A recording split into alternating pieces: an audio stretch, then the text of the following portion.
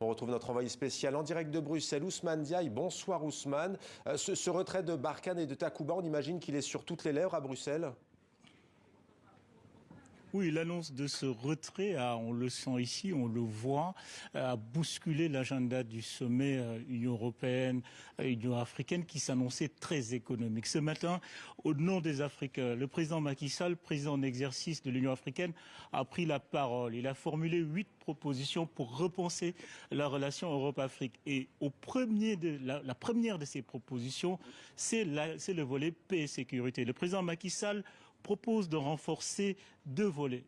Renforcer le G5 Sahel. Le G5 Sahel, vous le savez, c'est ce groupement autour de la France qui inclut les 5 pays du Sahel, dont le Mali qui est maintenant exclu. Donc le président Macky Sall est dans la droite ligne du redéploiement des Français au niveau du Niger et de la Mauritanie, qui restent les 2 pays du G5 Sahel qui continuent à travailler avec le Mali. Il propose aussi un renforcement de ce qu'on appelle l'initiative d'Accra. L'initiative d'Accra, c'est les pays du Golfe de Guinée, Ghana, Togo, Côte d'Ivoire, où la menace djihadiste continue de s'étendre. Alors, malgré tout, le volet économique est revenu. Le président Macky Sall, au nom des Africains, a insisté. Il demande encore une fois que ces fameux DTS, ces droits de tirage spéciaux, soient réaffectés au niveau des Africains, c'est-à-dire les excédents des Européens qui se situent autour de 100 milliards.